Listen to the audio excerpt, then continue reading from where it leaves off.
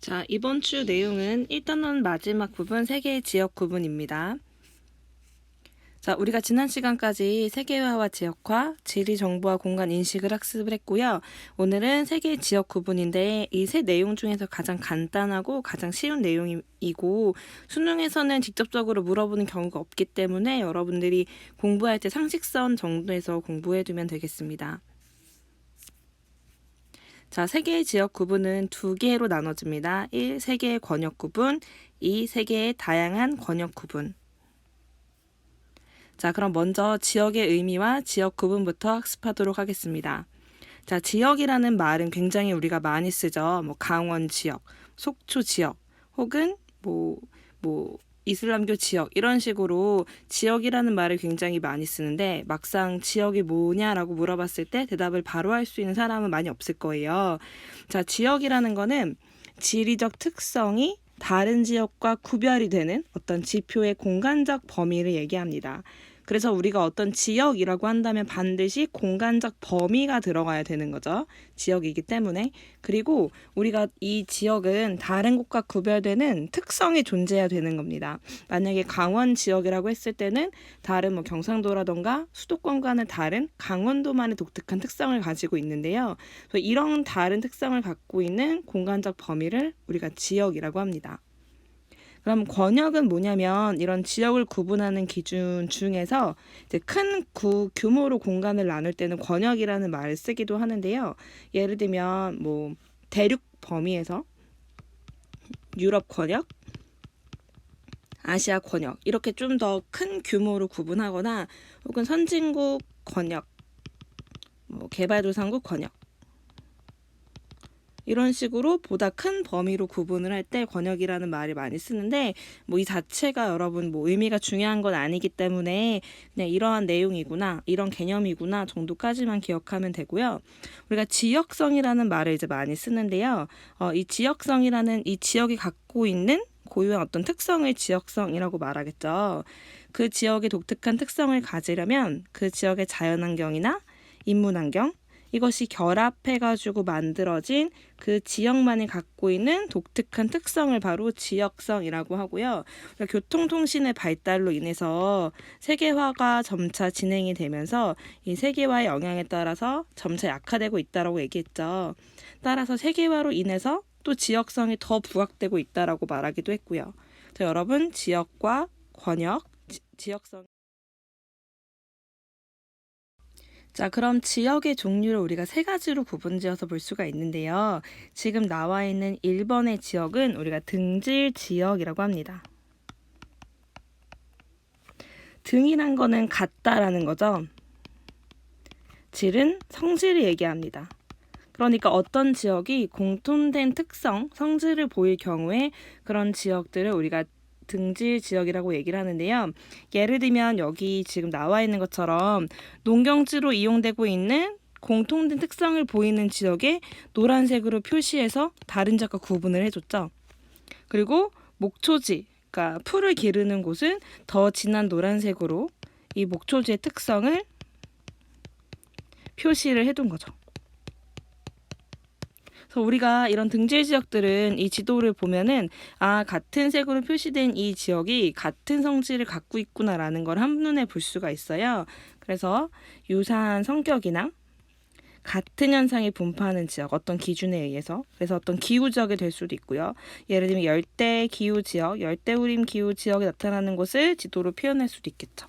혹은 식생, 예를 들면 소나무가 자라는 지역, 소나무가 자라는 지역.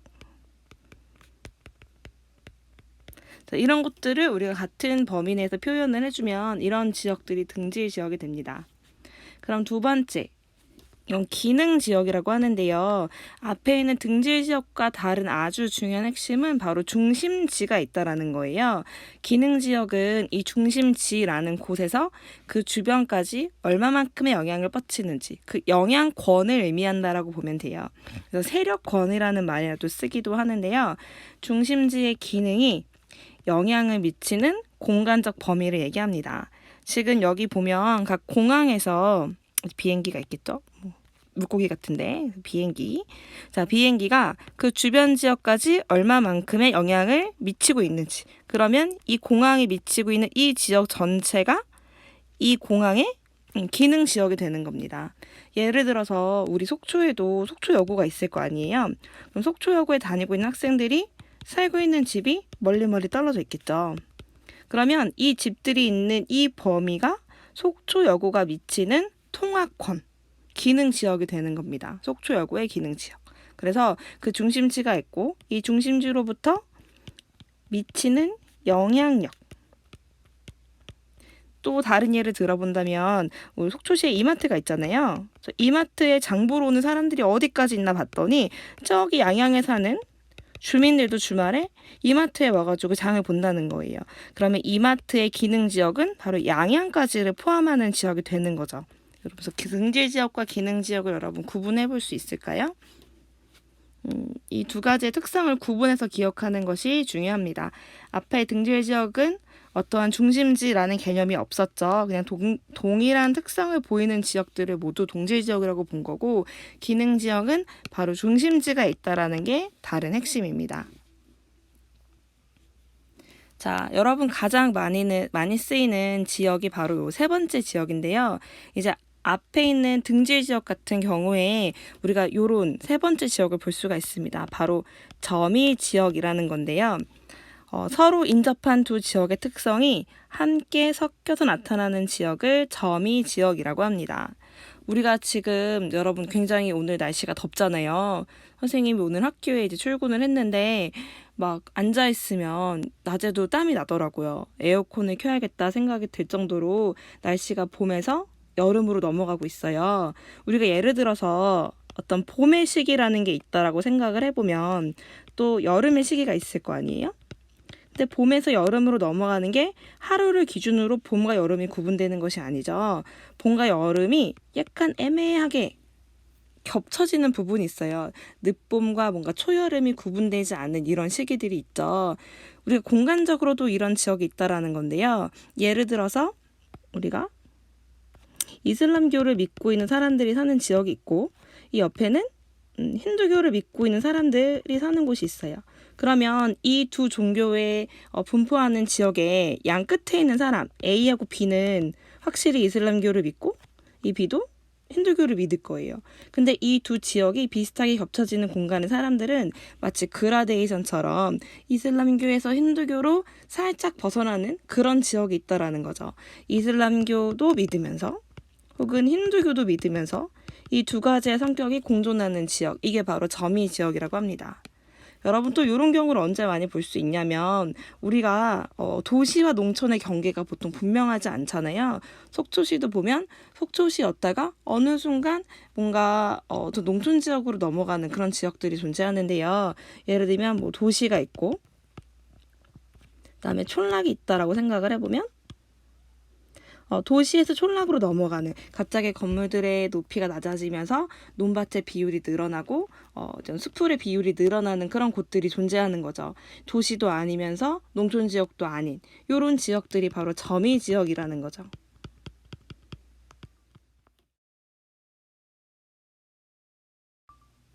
자, 그러면 지역의 의미, 그리고 지역의 종류, 기능 지역, 등질 지역, 점의 지역 여러분과 같이 기억을 하시면 되고요. 자, 다음 내용은 바로 세 개를 다양하게 한번 그럼 지역 구분을 해보는 거예요. 그런데 지역 구분하는 기준이 딱 정해져 있는 것이 아니라 어떤 기준, 어떤 특성을 가지고 지역을 나눌 것인지에 따라서 다양하게 구분이 될 수 있습니다. 여러분도 여러분만의 기준을 가지고 지역을 구분해 볼 수 있거든요. 예를 들면 여러분이 선호하는 지역, 비선호하는 지역, 혹은 잘 알고 있는 지역, 잘 알지 못하는 지역, 이런 식으로 여러분이 각자의 기준을 가지고 지역을 구분해 볼 수 있거든요. 그런데 이제 전 세계적으로 이제 지역을 구분할 때 많이 쓰는 것이 바로 자연적 기준, 문화적 기준, 경제적 기준, 이런 방식을 가지고 지역을 구분하고 있습니다. 그래서 뭐 어떤 지표를 중시하느냐에 따라서 경계가 다르다라는 거죠. 자, 그래서 이렇게 첫 번째 교과서에 나와 있는 자료처럼 강수량의 계절 특성에 따라서 지역을 구분해 볼 수 있다고 합니다. 1년 내내 비가 많이 오는 지역도 있고요. 겨울에 집중되는 지역, 봄, 여름에 많은 경우, 그다음에 1년 내내 비가 적은 경우, 여름에 많거나 가을, 겨울에 많은 경우 이렇게 강수 특성에 따라서 지역을 구분할 수 있고요. 이거는 자연적인 구분 방식이겠죠. 혹은 돼지고기 선호 및 금기 지역. 우리가 사실은 돼지고기 선호와 금기 지역은 종교랑도 관련이 있어요. 왜냐하면 특히 이슬람교에서는 돼지고기를 먹는 것을 금지하고 있기 때문에 이슬람교를 믿는 사람들이 얼마나 분포하느냐에 따라서 돼지고기를 선호하거나 금기하는 지역으로 나눠볼 수가 있는 거죠. 자, 그리고 이건 경제적 구분인데요. 경제적 지표에 의한 세계 구분입니다. 세계 국가별 1인당 국내 총생산을 가지고 이제 3만 달러 이상인 경우에는 더 진한 붉은색으로, 우리나라도 지금 붉은색으로 표현이 되어 있죠. 그리고 5천 미만인 경우에 노란색으로, 그래서 한눈에 경제 수준을 알 수 있도록 이제 지역을 구분해 놓은 것을 볼 수가 있습니다. 그럼 여러분도 여러분만의 기준을 가지고 이제 세계를 구분해 볼 수 있어요. 아까 얘기했듯이 여러분의 개인적인 선호도를 가지고 구분할 수도 있고요. 혹은 아까는 자연적 그 기준에서 강수량을 가지고 구분을 했는데 여러분은 기온이라던가 연교차라던가 그런 것들을 가지고 여러분들이 세계 권역을 구분해 볼 수가 있죠. 이렇게 구분해 놓으면 뭐가 좋으냐면 우리가 이제 세계를 다 그 나라의 특성들을 일일이 공부할 수가 없잖아요. 다 외우는 것이 불가능하죠. 그렇기 때문에 어떤 지표를 가지고 구분한 내용만 기억을 한다면 그 각각의 특성을 기억하지 않아도 세계를 좀 한눈에 여러분들이 파악할 수 있다는 장점이 있어요. 그래서 여러분들이 한번 각자의 방식으로 세계를 구분해 보는 것.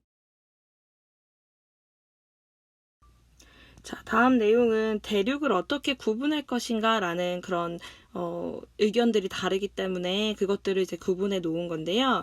우리가 지금 A와 B 모두 다 기준이 될 수 있다라는 겁니다. 두 대륙을 나눌 때 어떤 대륙이냐면 아프리카랑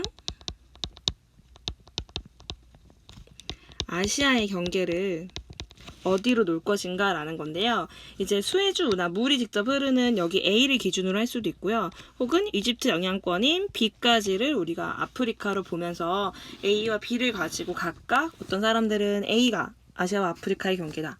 B가 아시아와 아프리카의 경계다 라고 얘기하고 있습니다. 자, O는 어디와 어디의 경계냐면요. 여기는 동남아시아와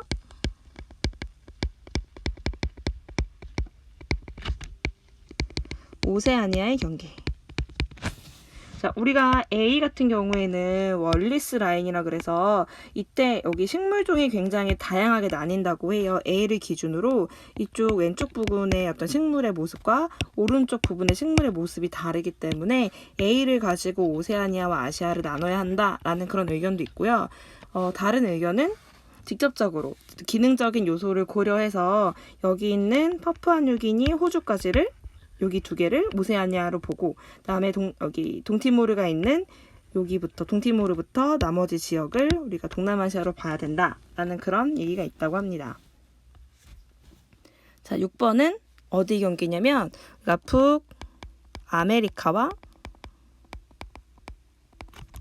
그다음에 남아메리카의 경계입니다.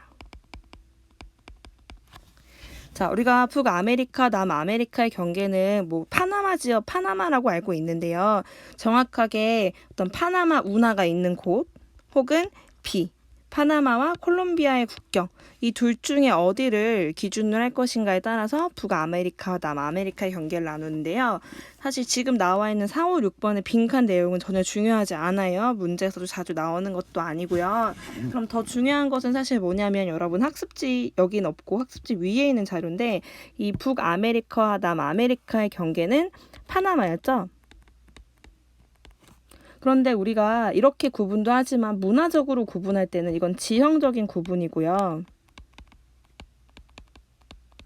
왜냐하면 이게 북미하고 남미가 이렇게 이어져 있을 때 이 중간을 나누는 지형적으로 북과 남을 나눌 때 이 중간 여기가 파나마가 된다는 것인데 우리가 아메리카를 얘기할 때 보통 앵글로 아메리카 그다음에 라틴 아메리카 이렇게 나누기도 해요. 이거는 바로 문화적인 구분이거든요. 우리가 라틴 문화권, 라틴 아메리카라고 얘기할 때는 이제 문화적으로 미국 남쪽을 얘기해요. 미국이랑 그러니까 여기는 멕시코까지. 그러니까 멕시코는 사실은 지형적으로는 북아메리카에 들어가지만 문화적으로는 이제 미국이랑 캐나다랑은 다른 문화가 나타나기 때문에 라틴 아메리카라고 얘기하고, 이때 문화적 구분의 경계는 리오그란데 강이 됩니다. 리오그란데 강. 왜냐하면 이렇게 문화적으로 구분하는 이유는 아메리카 대륙이 유럽의 식민 지배를 받았는데 어느 나라의 식민 지배를 받았느냐에 따라서 구분을 하는 거예요. 앵글로 아메리카는 두 나라밖에 없어요. 캐나다하고 미국인데요.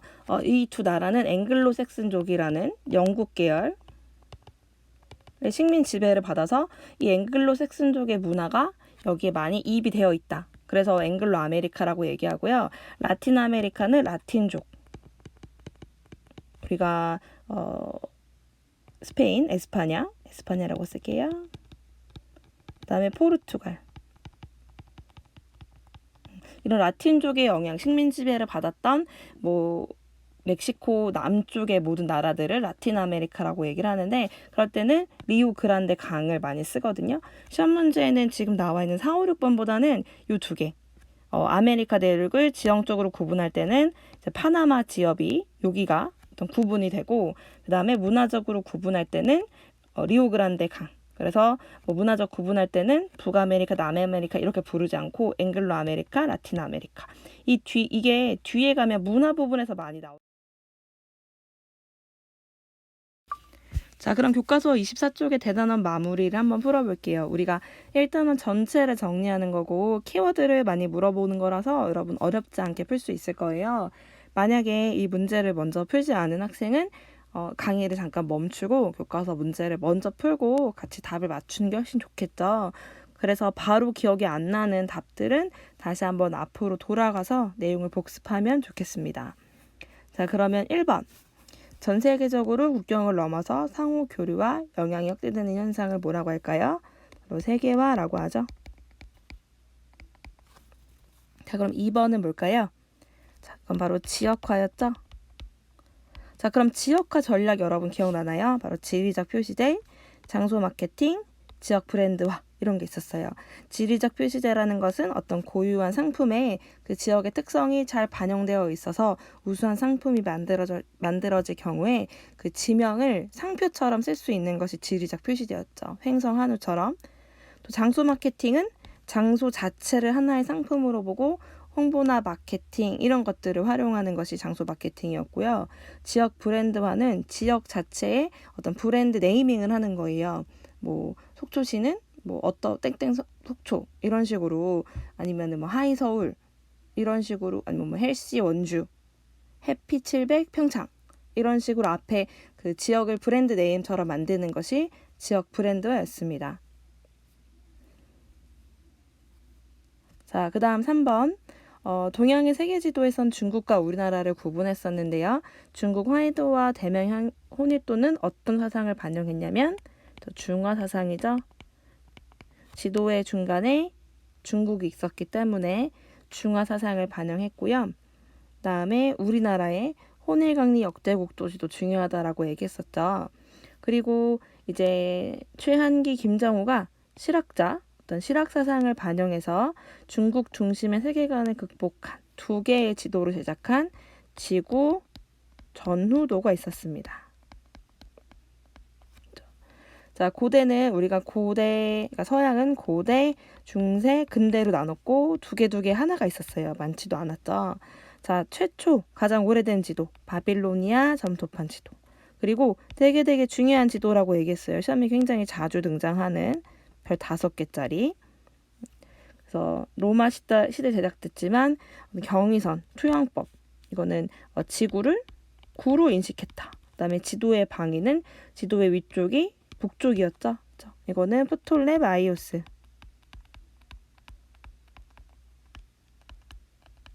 세계 지도였고요. 그다음에 중세에 오면은 이때는 어떤 종교적인 세계관에 의해서 이제 그 종교적인 세계관을 반영한 지도들이 많이 만들어졌다라고 했었어요. 그래서 티오 지도 같은 경우에는 어떤 종교의 세계관이 반영됐냐면 기독교 혹은 크리스트교. 크리스트교적 세계관이 반영이 됐고요. 이드리시 세계 지도는 이슬람교. 그래서 이건 지도의 위쪽이 무슨 방향이었냐면 남쪽이었죠. 아까 TO 지도 같은 경우에는 지도의 위쪽이 동쪽이었어요. 그쵸? 그다음에 지도 중심에는 예루살렘이 있었죠. 반면에 이드리시 세계 지도는 지도의 중심에는 메카가 있었고요. 그다음에 여기도 구체로 인식했다라고 했었어요. 구체로. 그쵸? 왜냐하면 여기 있는 프톨레마이오스 세계지도 영향을 받아서 만들어졌기 때문에 지구를 구로 인식하고 있었다라고 얘기했었죠. 그리고 근대 들어오면 메르카토르 세계지도. 그래서 이때까지는 메르카토르 세계지도는 투영법을 이용했다. 투영법. 원통을 이용한 원통도법을 이용했고, 그 얘기는 즉 지구를 구로 인식했다라는 거. 그리고 지도의 위쪽은 북쪽이었고요. 그 다음에 원통도법을 활용했기 때문에 목적지까지의 항로가 직선. 왜냐하면 경위선이 직선, 항상 직각으로 만나기 때문에 목적지의 항로가 직선으로 표현되는 항해용으로 만들어진 지도라고 얘기를 했었어요. 그쵸? 근데 지금 단점은 뭐였어요? 북쪽으로 올라갈수록 형태는 잘 보존이 되지만 면적이 확대된다라는 문제점이 있었죠. 자, 그러면 여기 7번 지리 정보를 수치화해서 컴퓨터에 입력 저장한 다음에 사용자 요구에 따라 분석, 가공, 처리해서 필요한 결과물을 얻는 지리 정보 기술은 우리가 GIS, 한글로는 지리 정보 체계 라고 했었습니다. 그 다음에 옛날 세계 지도랑 오늘날의 세계 지도를 보면은 옛날에는 주로 어떤 원료를 가지고 만들었냐면 종이로 만들었죠. 그렇죠? 제한된 양의 정보만을 기록을 했고 뭔가 업데이트가 굉장히 어려웠죠. 뭔가 새로운 건물이 만들어지거나 도로가 만들어지거나 그랬을 때 이 새로운 지도를 만들어내는 것이 어렵죠. 그런데 오늘날의 지도는 굉장히 빠르게 수정이 가능하고 그다음에 다양한 속성 정보도 지도에 기록할 수 있다라는 장점, 그리고 원하는 정보를 추출 통합해서 다양한 형태로 만들 수 있다라는 장점이 있습니다. 자, 그리고 오늘 공부한 마지막 내용이에요. 자, 지리적 특성이 다른 곳과 구별되는 지표상의 공간 범위를 지역이라 그랬고, 보다 큰 규모로 나눌 때는 우리가 권역이라는 표현을 쓴다라고 얘기를 했었죠. 그리고 다양한 지표에 의해서 세계를 구분해 볼 수 있다. 그래서 어떤 지표를 중시하는가에 따라서 권역을 다양하게 구분해 볼 수가 있다. 장단점이 다 있기 때문에 다양한 방법을 쓰면 된다. 까지가 내용이었어요. 제일 중요한 내용은 여기서 사실은 세계의 고지도, 그다음에 지리정보 체계 이런 내용들이 가장 중요한 내용이니까 여러분 다시 한번 기억이 안 나는 것들은 복습하면 좋겠습니다.